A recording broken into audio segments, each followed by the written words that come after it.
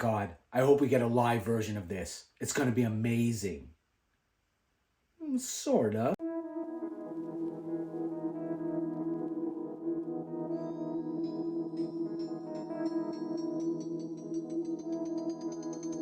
Hello and welcome back to another episode of Fumbling Through the Galaxy with your host, Severus Snape. Today's figure is a fun one. It's one made by Gentle Giant. It's in the Maquette series that we've already explored previously. Specifically, we looked at some of the original trilogy as well as the Clone Wars series Maquettes. And this one actually is based on a character that we were first introduced to in Rebels. Of course, this is a character that was also adopted later into live action on the Obi-Wan show. And vastly different looks. I personally prefer the animated version of this character, but you know what? I'm not going to knock the fact that they did introduce him into live action, and that hopefully it means that we'll get more content down the road and maybe an opportunity to refine that version that we saw in the Obi-Wan show to more closely mirror the animated version. So I'm talking of none other than the Grand Inquisitor. And so we're going to get to the table. We're going to have a look at this really great figure by Gentle Giant. So they call this their, limited edition maquettes. So these are 1/6 scale. And this is a really, really, really great capture of what he looked like on the animated show. So we'll get to the table. We'll have a look. We'll discuss a couple things, Inquisitor and Inquisitor related, including the Order, and things that we've seen so far in both animated and live action. So let's get to the table and have a look. Okay, here we are at the table having a look at the Inquisitor, or specifically the Grand Inquisitor, the limited edition maquette. So this is the box that it comes in. As always, you all know that I enjoy, or I only collect in box items. So let's talk a little bit about the Grand Inquisitor though. And we know that the Grand Inquisitor himself is basically the master of the Inquisitorius, as they were known.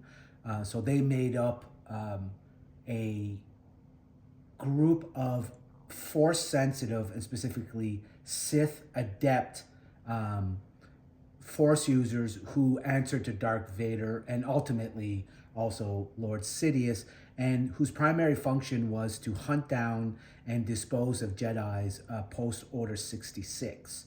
So the Grand Inquisitor himself, we know of course, was a Powin male and actually was a former Jedi temple guard. It means you are what I once was, a knight of the Jedi Order. And so eventually became the Grand Inquisitor, and the Grand Inquisitor basically just meant that he was,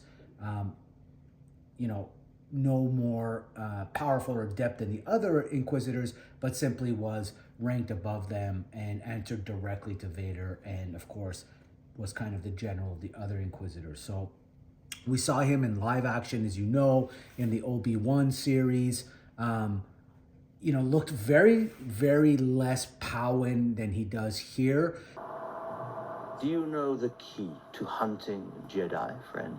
Which was really strange, because in Revenge of the Sith, we got to meet the Powins when Obi-Kenobi is hunting General Grievous. Greetings, young Jedi. What brings you to our remote sanctuary? And they looked absolutely like this. But yet for some reason in the live action adaptation that we got through Obi-Wan Kenobi, he is significantly different. And I, for one, was not a fan of the way they represented him in live action. But I was happy, again, that at least we got him and we got to see the headquarters of his Inquisitorius as well. And so I think it bodes well for future content. So here, looking at the box again, we've kind of got, all these scenes or these shots of the toy, and then we've got the scene, of course, from the great show. And so taking a look at the box, what do we've got here? It says, Star Wars Rebels continues the epic tradition of the legendary Star Wars saga with all new, exciting, action-packed adventures. It is a dark time in the galaxy as the evil galactic empire tightens its grips of power from world to world. The Emperor has deployed one of the most loyal and dangerous servants, the Inquisitors, and tasked them with hunting down and eradicating the last of the Jedi. Right, so that's what I said. And the dangerous new villain will stop at nothing in the pursuit of his objective.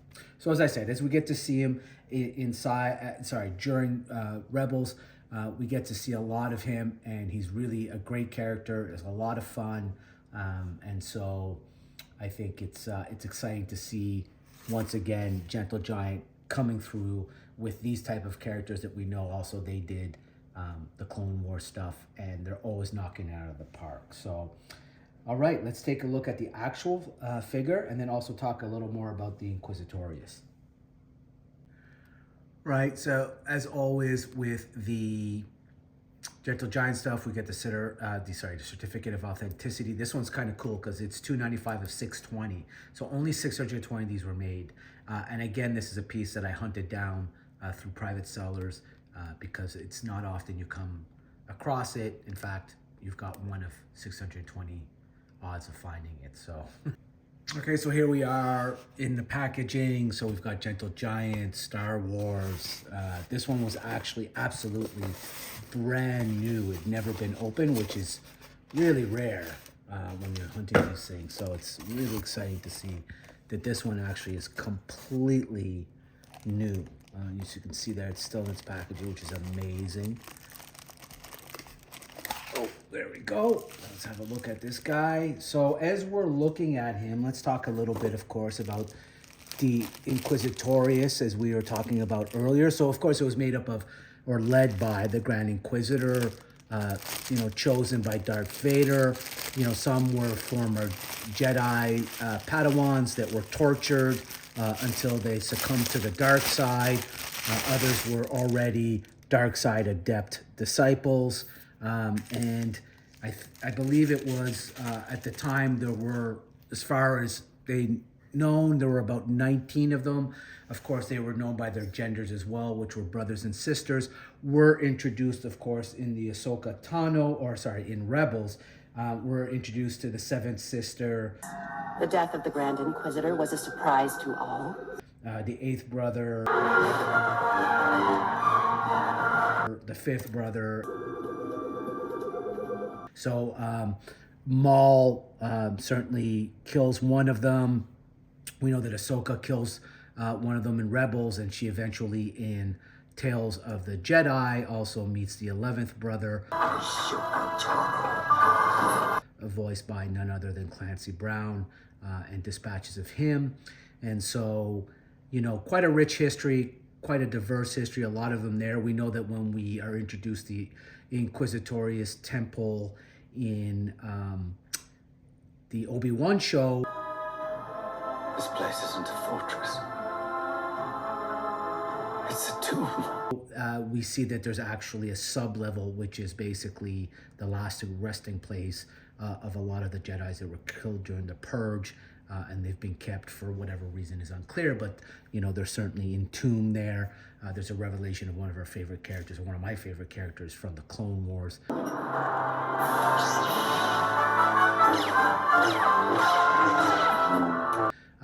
Is revealed to be amongst those that is dead in the catacombs. And so it's, very rich history. We know Barriss Offee, of course, at one point was one of them.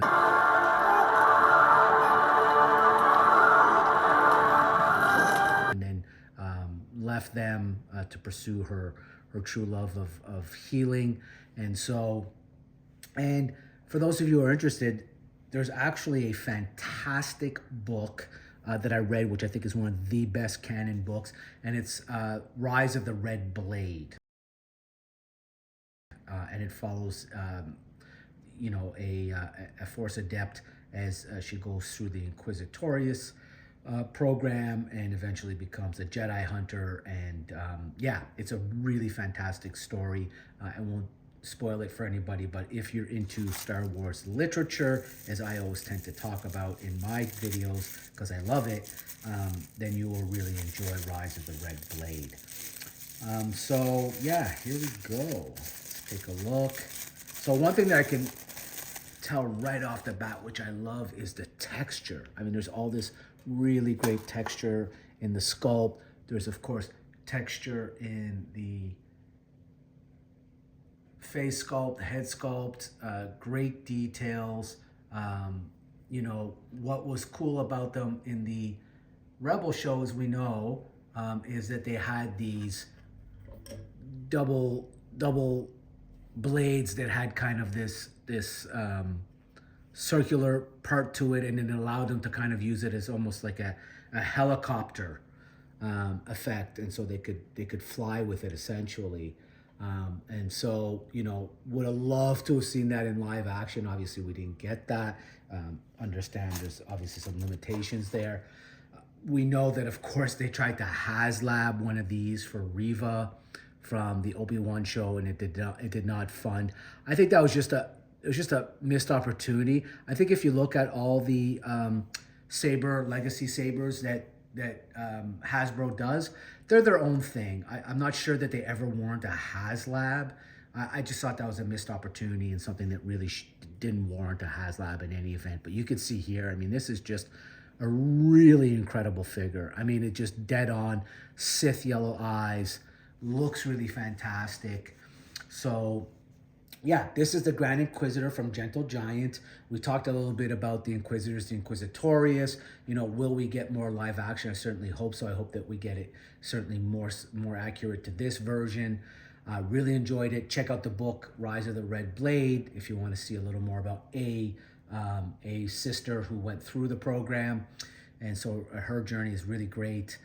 And once again, like, subscribe, share, leave a comment. Let me know what you think. Let me know if this is a figure you would get. Let me know if you know if you've read any of the Inquisitor material. If this is one of your favorite story arcs from Rebels, and certainly from Obi-Wan. And as always, really appreciate you checking us out. And may the Force be with you always.